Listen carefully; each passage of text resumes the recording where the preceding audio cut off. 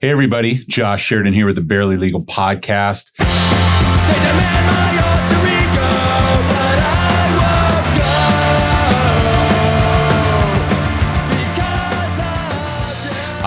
Before I begin with my guest today, we are sponsored by Distill Sunglasses, DISTIL. You can find them at distillunion.com. They do sunglasses, wallets, keychains, iPhone covers, and their I think it's patented mag lock system keeps them hooked up to you so you can run around, skate, jump over fences, do whatever you have to do and not lose them. So check out distillunion.com, enter the promo code Barely Legal Podcasts at the checkout, and they'll give you a discount. All right, today's show, Dave Decker. He is the second only repeat guest after Gabe Etchezabal. I have a special place in my heart for Creative Loafing folk, and then on top of that for Dave Decker. He is like, I don't even know who I would. You're like the Hunter Thompson / I don't even know what you are, but you're one of a kind. And the reason you're on today, as you know, or if you've been following the social media page, is Dave just got back from Portland. Last week, I was, surfing Facebook, and he said, I want to go out there. I need help with that. What did you say? What was the idea? I don't even know what it was. Oh, I think I was in, well, thank you, by the way, for that nice introduction. Well, of course, you're the man. Oh, no. Oh, you are the man. You're my benefactor. Well, I just like, I'm sponsor. I'm the little groupie poser. I just am like, oh, Ray, oh, Dave, oh, all these people. I just, pray at your feet. But no, shit. Anyway, so let me back up. So you have been a big part locally of all the protests that have been going on for the Black Lives Matter, taken amazing photographs of the protests that have happened downtown and around the Tampa Bay area.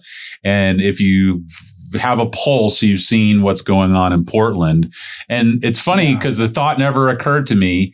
And then you posted something, I want to get out to Portland. And I was like, well, let's get you out to Portland. Let's figure out how that happens. Yeah. Like that kind of blew my mind. That was like, gosh, that was a week ago. You decided like on a Wednesday at lunch, you were going to go, and Friday morning you were there. Yeah. I was doing some work, and I'm like, it kind of been like eating my lunch for a few days. Like, why the fuck are the feds in Portland going after protesters? Yeah. And then the critics are like, because they're burning the federal building, but no. Yeah. And then you're like, oh my God. And then you're watching like people, due process is completely ignored. No identification of law enforcement. I mean, it's like there's this new secret military walking around. Well, I mean, the thing that's crazy about it is you go back 4 years ago, and you had all these fears of what a Trump presidency would look like.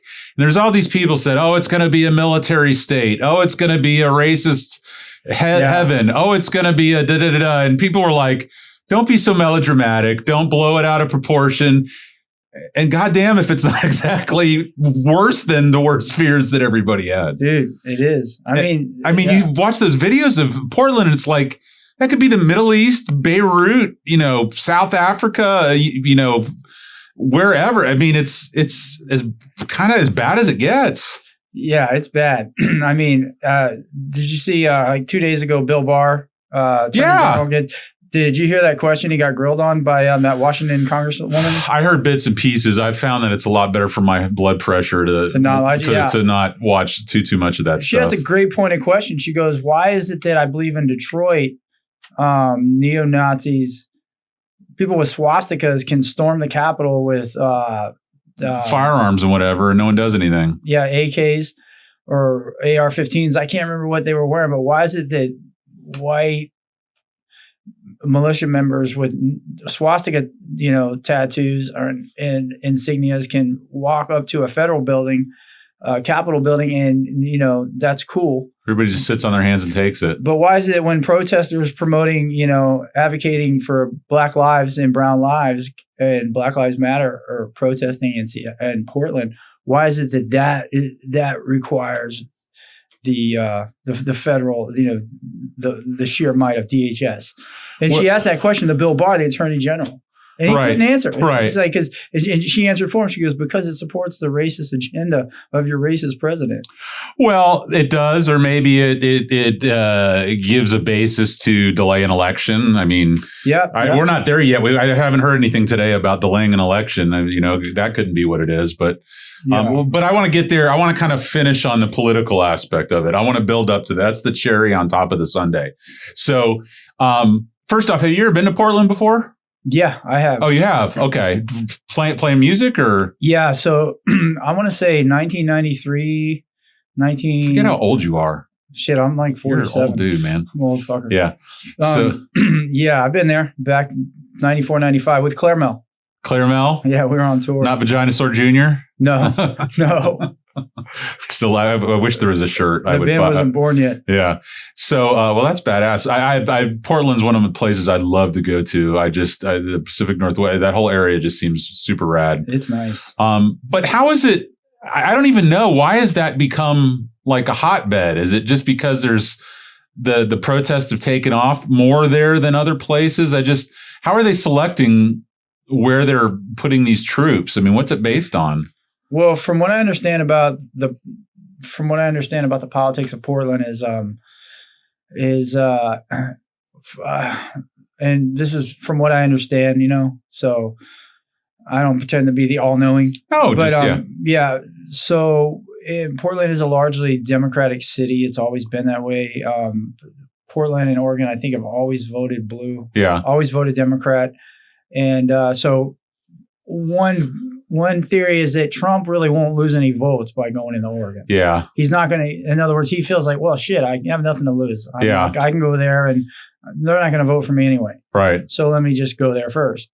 And the theory is by going in there, by shaking it up a little bit, it's justified to him because the city's mayor is actually the police commissioner. Okay. And so in Portland, you've got a situation where there have already been protests ignited around the country, and following the death of George Floyd, the murder of George Floyd. And in Portland, from what I understand, the federal building wasn't like a target. You've got peaceful protesters, and then in every peaceful protest, you're going to have people that aren't instigators, agitators. Yeah, right. They're not playing the game right. Those people usually get handled by the group.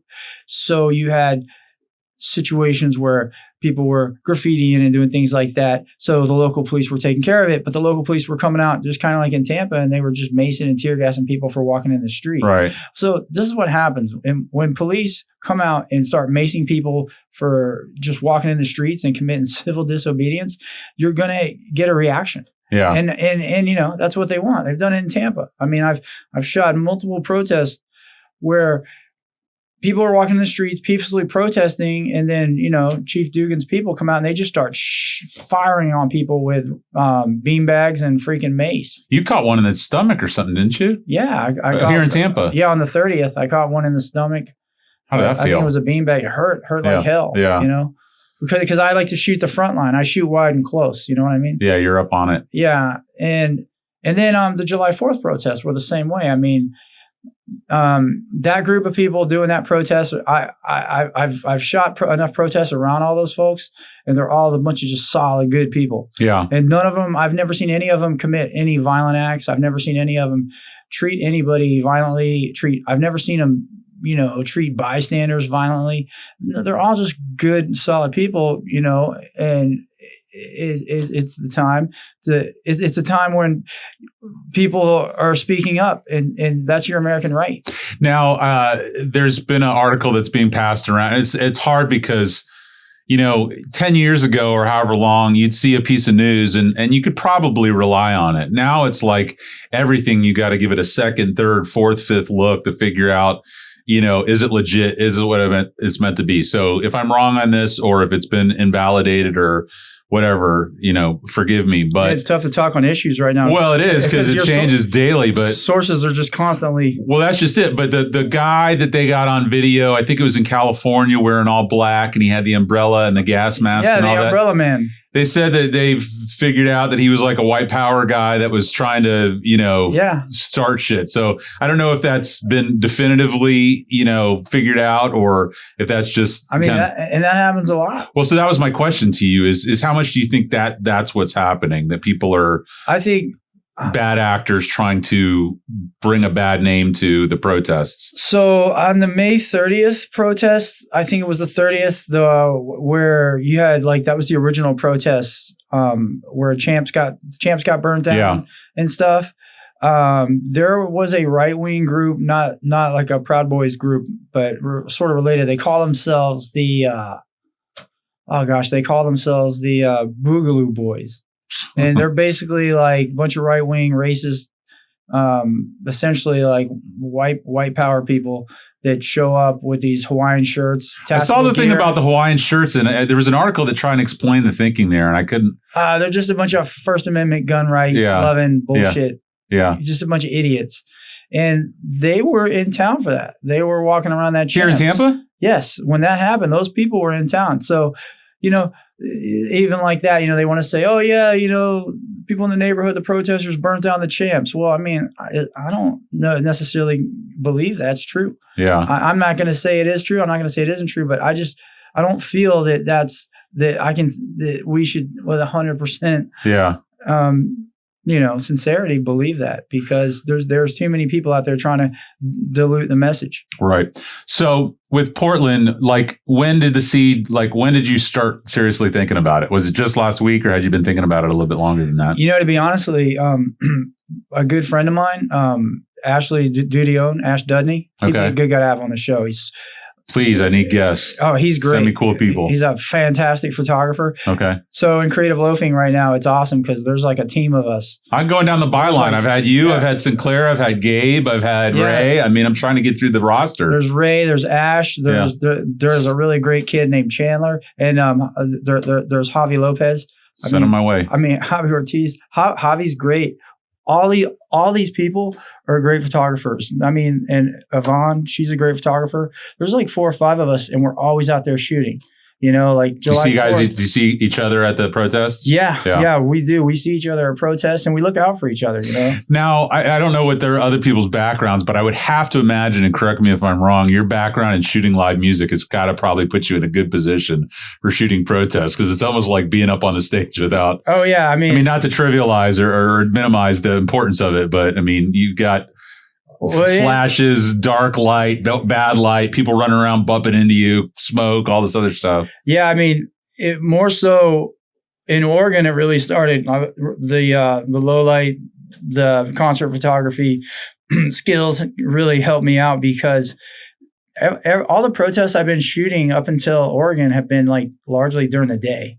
So I'm not using flash. I'm, keeping my ISO relatively low. Yeah. And so I'm not looking for any artificial enhancements in light. Yeah. And in Oregon, it was like a wholly different ballgame. Flip the script. It's dark out. Dark lights, smoke. I got background lights, so I'm having to dance around all these different adjustments. Plus, you got fucking people shooting at you.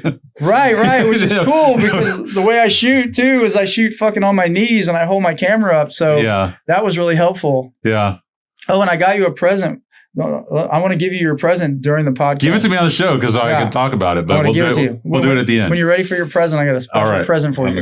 I'm excited. So, but to answer the question, when did you start thinking about Portland? You said you were talking to Ash or something like that. Well, yeah. So Ashley put this thing. I follow him on Twitter and stuff. All these photographers I've met, I follow them. I just love meeting other photographers. And it's cool because we all take a picture of the same thing, and everybody's got a different way of showing it. Different style, different yeah. And it's just so cool. It's cool to meet people and have a fellowship with others like that. So anyway, he put this post up, and he goes, "Don't make me go to Portland." And I hadn't really been catching. Everybody's protesting, so Portland wasn't on my radar. Right. This is probably about 2 weeks before, a week before, and I just started kind of following. Maybe this was when the feds hit. And then I started looking at it and I was like, oh, this is so wrong. Like, this is states' rights versus Fed rights. It's unconstitutional, all that kind of stuff. And this is just like Trump just trying to cover his tracks from not dealing with COVID. He's losing votes. He's probably going to try to delay the election, which in all these theories in my mind, like now I'm seeing them all sort of coming true. Connecting the dots. Yeah, connecting the dots. So that was when I wanted to do it. I mean, but then that day, I think I'd just been hearing about, abducting, citizens without identifying themselves. Minivans, throwing them into minivans, taking off. And I was just like, fuck this, man. I want to go there. I want to take pictures of this stuff. Like, I want to document it. I want to see it for myself. Was this the first time you'd flown during COVID? Yeah, that shit was crazy. Was it? I was super nervous. Yeah. So just masked up, and I mean, would they have you sitting a couple rows away from people? Yeah, set away from people. I double masked.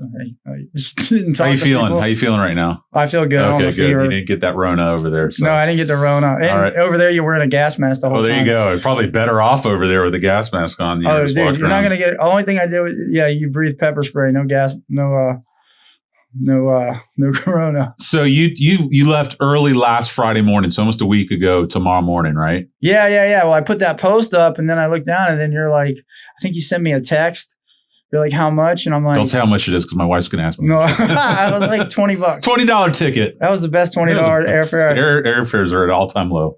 But anyway, so I come home and I was talking to Greg Decker and talking to some other people. It's like, I just like cool shit to happen. Like, Dave Decker needs to be there. That's just the world I want to live in. That those two things go together like peanut butter and jelly. Dude, you gave me the opportunity. Like that was like a once in a lifetime opportunity. The picture, and I don't even think I've seen them all. You probably didn't even put all of them up, But I saw just Friday. Yeah, I saw the ones that Creative Loafing put up the other day, and then I was lucky enough that you sent me a few that were taken off your iPhone that looked amazing. No, well, actually, I took all those, but I edited them and dropped them in the iPhone. You? Yeah, then I just texted them over. Oh, okay. I didn't know if you were that was stuff I brought in Lightroom because the lighting was crazy. So. Yeah, but it was so badass. I mean, it looks like there's effects or filters or like, with the smoke and the lights bouncing off of the smoke. It's psychedelic. It's just rad. I mean, I edited the way I'd edit a band. Yeah, so it was always like this huge. It was like I was telling Ray and Colin today. I was over at Creative Loafing and doing some work. And I was like, you guys, it's in a fucked up way. It's like during the day, it's this festival atmosphere. I mean, it is. It's like, I want to get there because it's almost like going. There's a weird excitement I'm imagining to it. You almost feel like you're going to an event, Coachella or Burning Man or one of these. It's like that. It's things. So it's like, and it's funny because I asked you off radio. I said, "What does everybody do during the day?" Because you never see video during the day. It's like everybody just at work, fucking having lunch, and then at night they gear up and go out. And, like out in the park. So out in the park. Well, let me before we get there. I don't mean to cut you off, but I want to walk everybody through it. Okay. So early Friday morning, you get there. Who picks you up? Oh, so I get there, and Ray set you up with. Ray set me up with Octavio Jones, who's who's actually really badass. He's a Getty Images.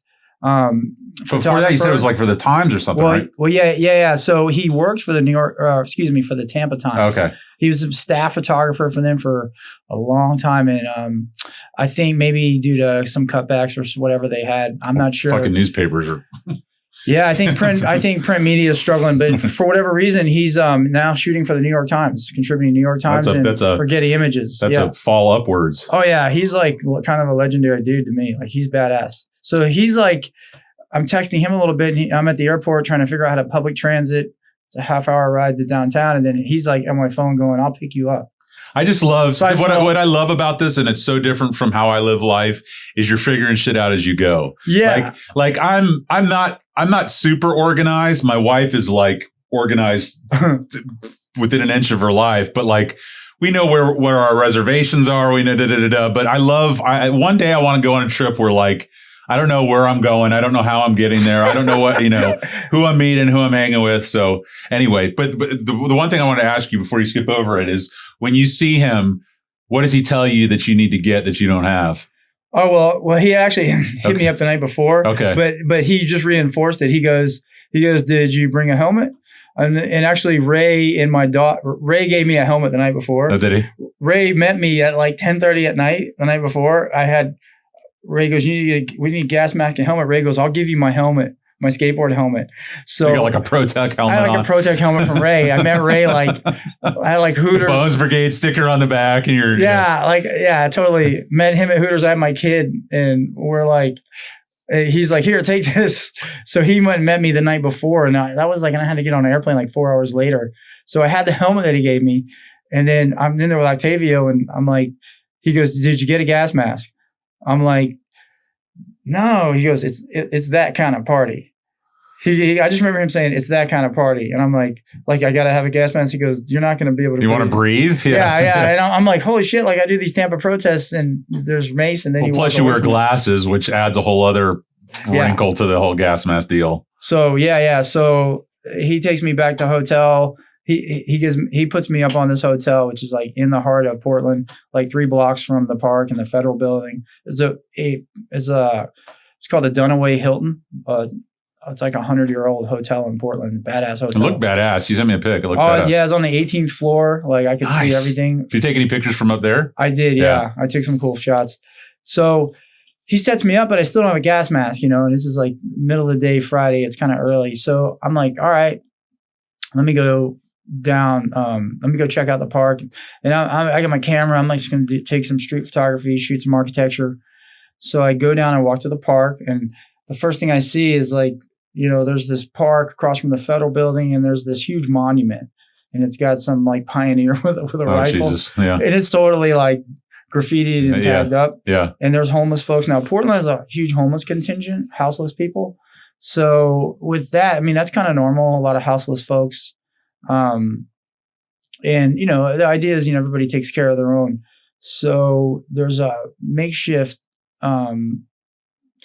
I guess you'd call it like a central community center for people in that park. And for the protesters, it's called Riot Ribs. Right. And basically Riot Ribs is just a giant community.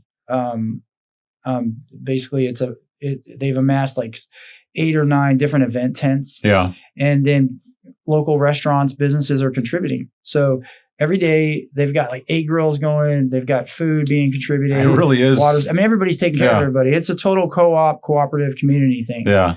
And in that communal sense, you've got all different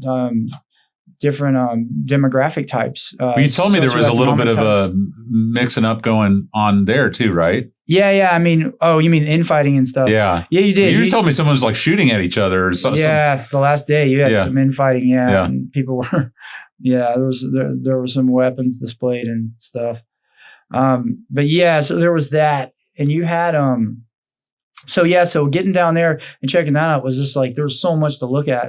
It was so fascinating, so many interesting people to take pictures of, and something like that. I'm not really like a photo. I don't like to like photo bomb people. Yeah. So I didn't want to just run in there with my camera and start taking pictures of people because it's kind of be respectful. Yeah. Yeah, I always like to get permission to shoot.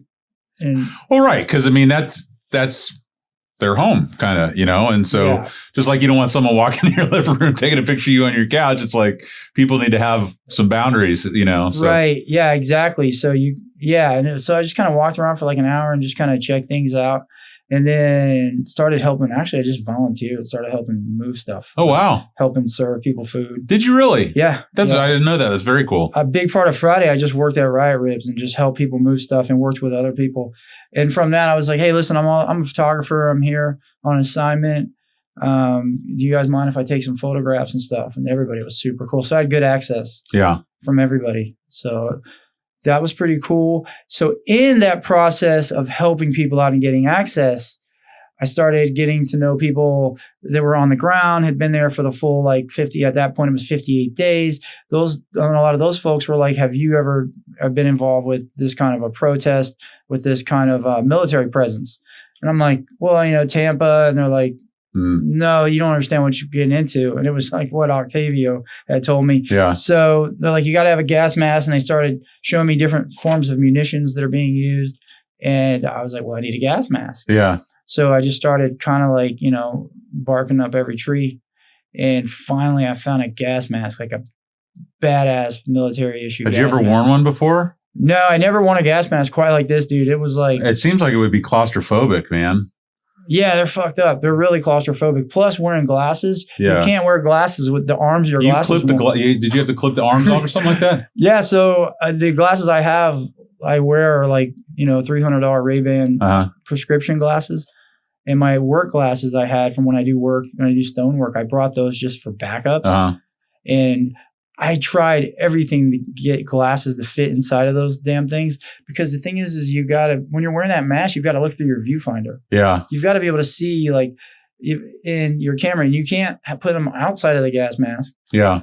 So my last resort was just break the fuckers. Yeah. So I broke the arms off because I couldn't find a screwdriver. Wow. So you get your gas mask, you got your helmet. Now, on TV, I see people with leaf blowers and people are fanning smoke with pieces of cardboard, and people have umbrellas, keeping the stuff from coming down on top of their heads. Yeah. From what I understand, some folks were telling me Riot Ribs. Somebody over at Riot Ribs was telling me, somebody who was organizing contributions was saying they needed they were telling me 200 umbrellas a day. Oh my God. Because umbrellas get destroyed pretty quick. I would imagine. I mean, they get destroyed in a light rain here in Tampa. I can't imagine what they do there in a protest. The police hate umbrellas. Yeah, they see umbrellas and they just hate them. So you were there for Friday, Saturday, and Sunday night? Did you come back Sunday or Monday? I came back Monday. Okay, so you had 3 nights there. Friday, Saturday, and Sunday. What was the craziest of the 3 nights? Or were they all just crazy? It's all it's all so intense. I think probably the craziest thing for me was, it's all so intense. It was just, it was like when you're sitting out there, well, it's so overwhelming in the beginning because around 8:00, there's a speaker. I want to say it's like on City Hall, which is like catty corner from the federal building. Right. And so local civil rights advocates, Black Lives Matter advocates, activists, they'll speak. And it's such a great thing because you've got thousands. From what I understand, before the feds got there were 100 people on the ground. Yeah. But now feds are there and they're going crazy. So you've got all these people coming in. There was probably, I want to say, somebody told me 10,000 people. I would say maybe 4 or 5. Wow. And these are all people listening in there to, people speak. And everybody's got a powerful message.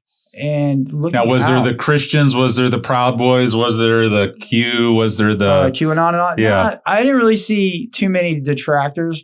It was kind of like, if you didn't like it, don't come to the party. Yeah, but you didn't. You just had. What was interesting was there were people there from various socioeconomic statuses. Yeah, and from various demographic groups. Yeah, so you had.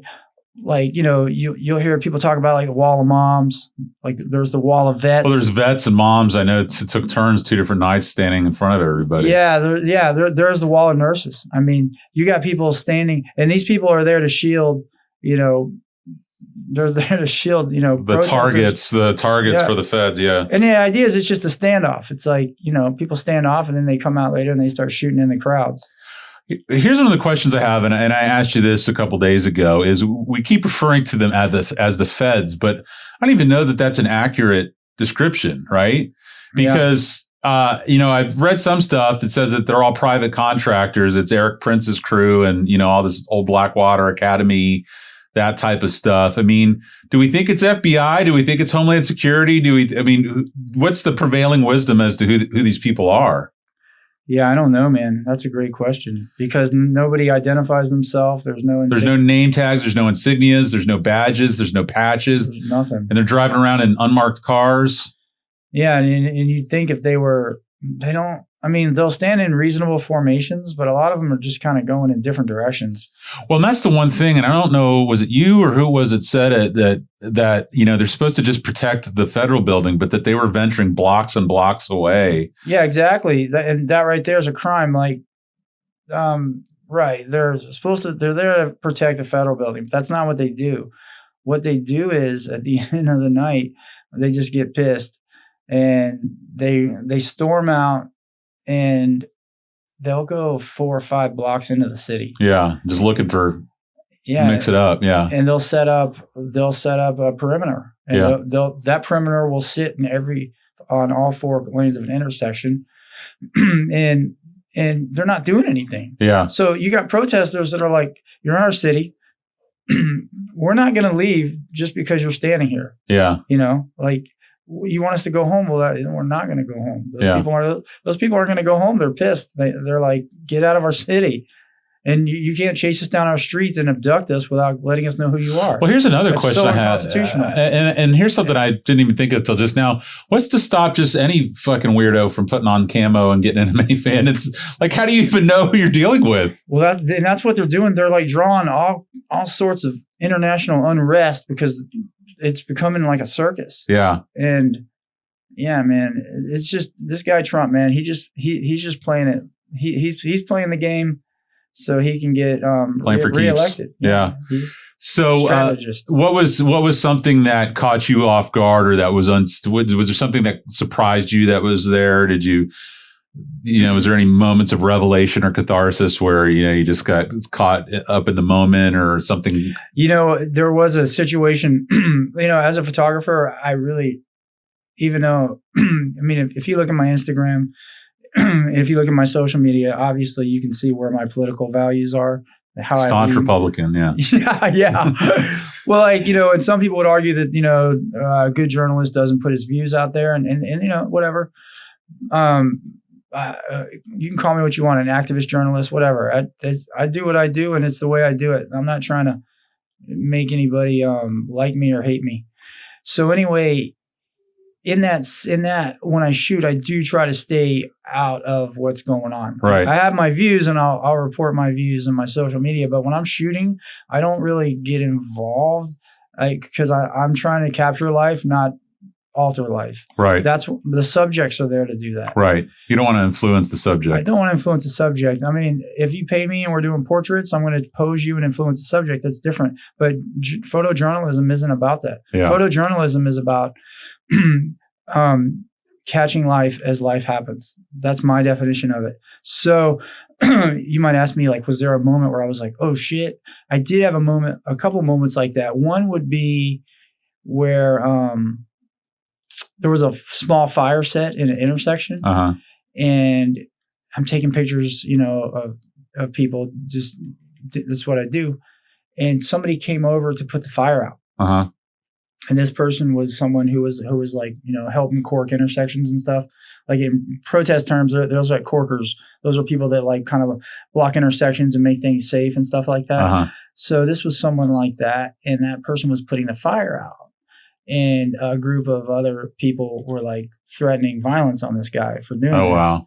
And this person said, you're giving Trump exactly what you want by burning this, by setting these little fires. Yeah. He's like, you gotta he's like, do it the right way. We can't. Yeah. And he was very passionate, and I just stayed out of it, took photographs, but this person had a lot of passion. And his person was like, just hearing that person use the word, like, we can't give him what he wants. It really made it seem like a small, when you think about the president, you think about, this stuff seems so far away. Yeah. But it's really at your back door. Yeah. It's really at your back front door. Yeah. Because that's, and this person, his point was, this is all they're going to show on Fox News. Right. They're just going to show this shit, and it's going to.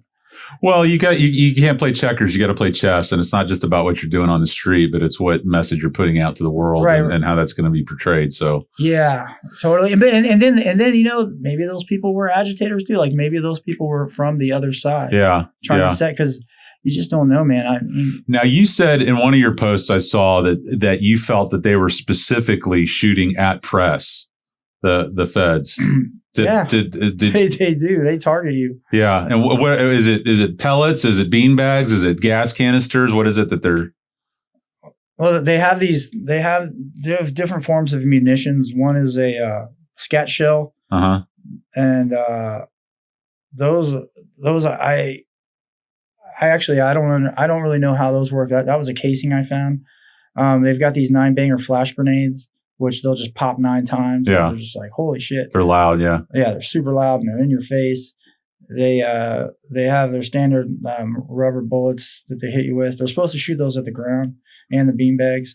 But when like we were pinned down, when the gate came down on Saturday, it was just like, you just heard them flying by your head. Like, well, you got by. like your pants melted or your backpack melted, didn't you? Yeah.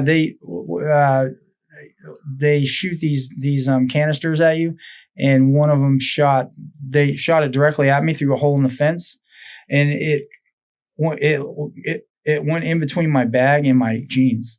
So, and as it was burning, it caught my bag on fire. Jesus Christ! It was this camera bag right here. Did all your gear make it through? I gotta get.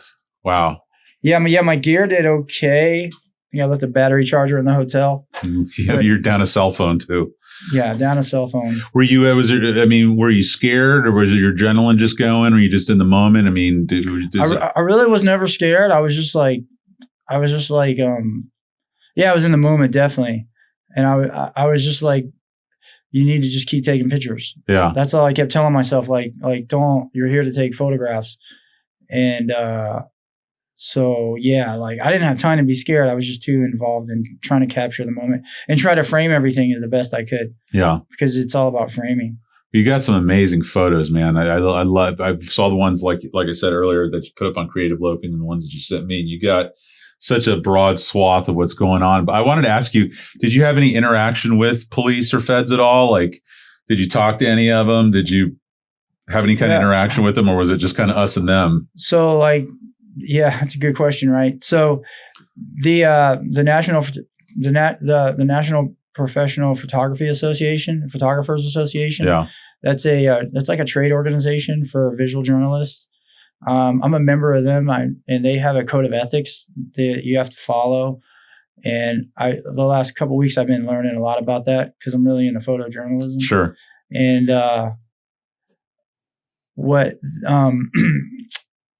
learning from the photographers that were arrested in Minneapolis during the original George Floyd riots, right, and protests, the interaction with police, the best way to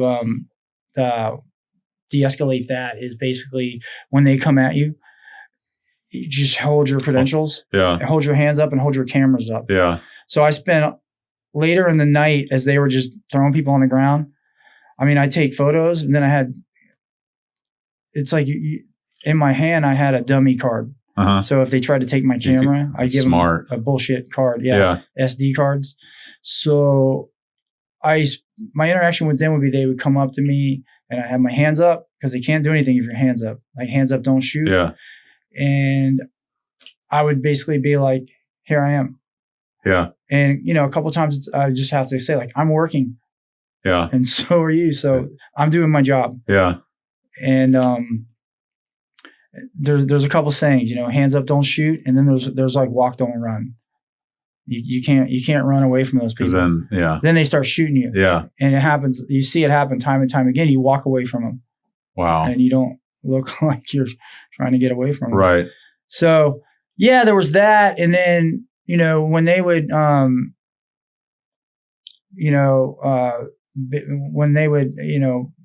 do these formations and block intersections, I would just get as close as I could. And I would basically be up to their feet and I'd just take close-ups. Yeah. And they didn't like that, I'm sure. My whole rule on this kind of photography is that when people are running away, you run towards. Yeah. Yeah. Because that's where it's happening. Yeah. I want to catch them when they're blinking.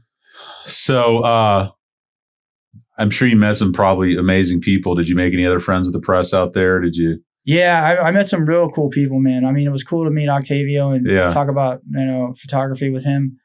I met a real cool lady from Sky News. Her name's Sally, and she's British. She shoots. She's a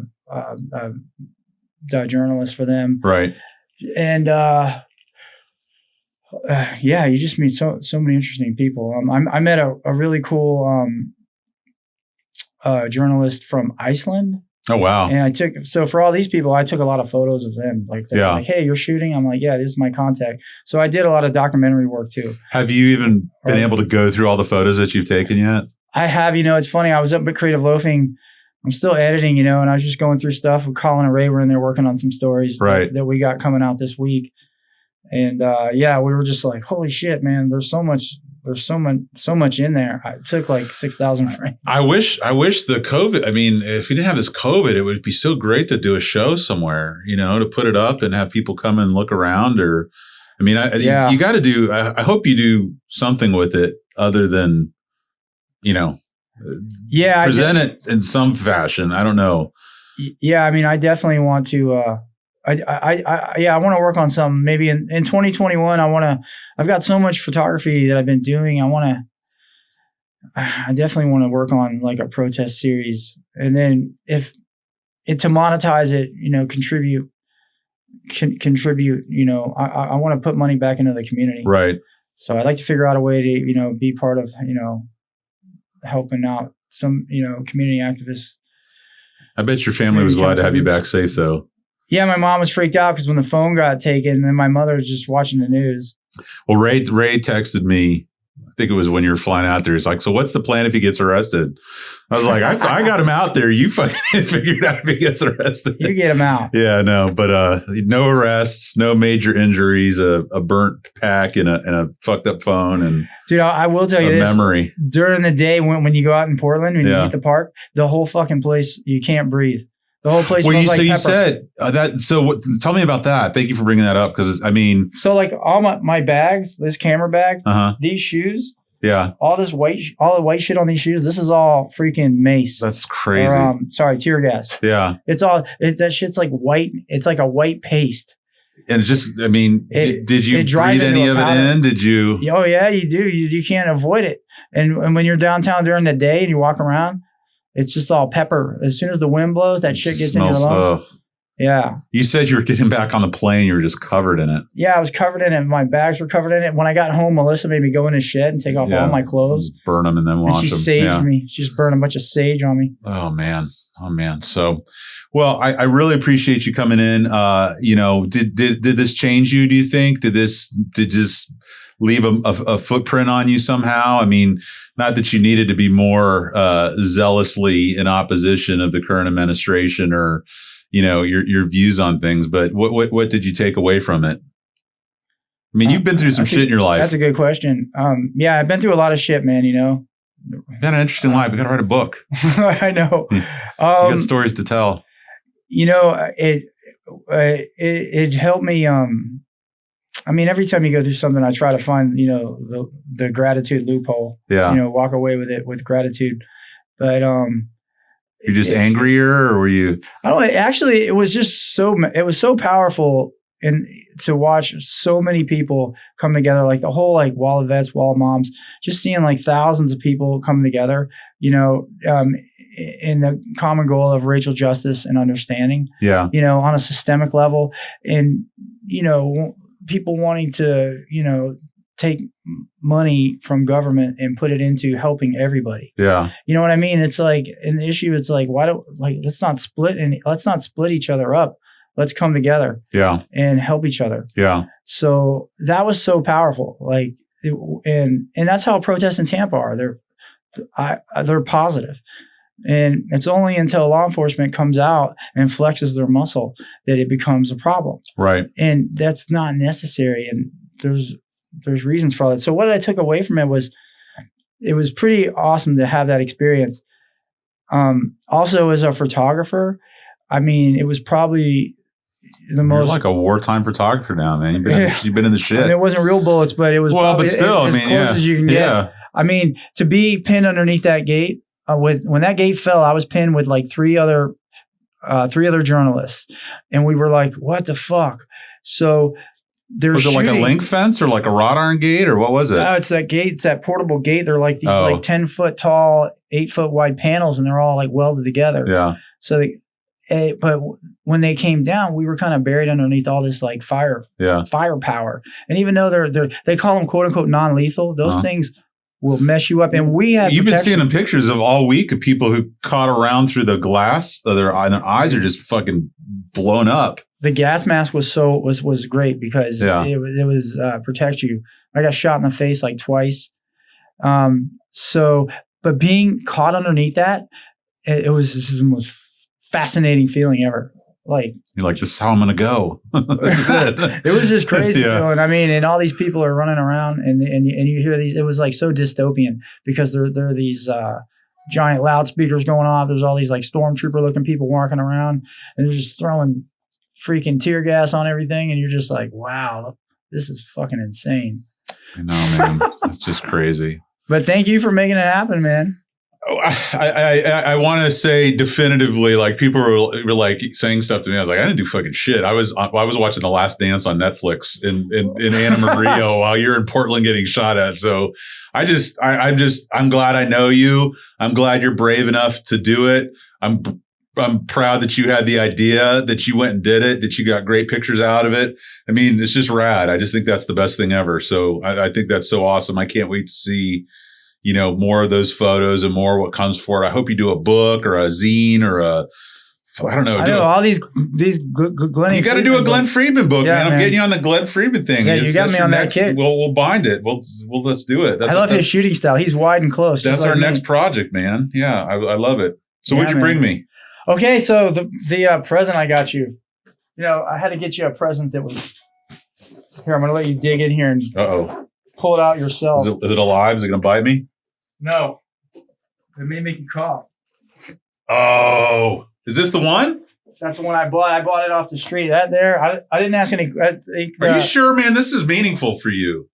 You know what? Here's the deal. The only way I want it back is if I go into another one. I get the borrow back. This will be like your bat cave. Dude, can we make this Dave Decker's bat cave? Like you come in and I'll put your cape on. You're fucking, it's badass. So obviously we don't have video here, but he brought me the gas mask. Wow, that is badass. And that gas mask has been through it, brother. Been through some shit. Well, here's what the deal is. I'll hold it for you, but if you change your mind or you're going into it again, I'll give it right back to you. If the feds come into Tampa and they're fogging us, let me know borrow. Where to come. Yeah. So rad. Thank you so much. That's so super cool. So you like it? Oh my God. I'm gonna start wearing it to court. Okay. I'm gonna start, so we're doing the virtual hearings in court. I'm gonna start object, Your Honor. You know, you can get away with it because you could say it's COVID. Yeah. Just being thoughtful. I'm social distancing. That is so badass. Thank you so much. That's really rad. Thank you, man. You gave me an opportunity of a lifetime. Is there anything you want to say to the listeners about Portland, about the president, about politics, about the State of the Union, anything? I don't think I can say anything that's going to change anybody's mind. All I can say is that don't believe everything you see on TV, and everybody, we just have to look out for each other. We have to advocate for each other. And we have to love each other. Well, you're a man. You're a man for our times. I appreciate you. I'm glad you're back safe. I can't wait to see more photos. Hoping for some more big sad music when you. Oh, I know, man. The rest of the band will get off their ass to come practice with you, and I wish you all the best. Thank you, brother. Thank you, sir. I appreciate it. Yes, sir.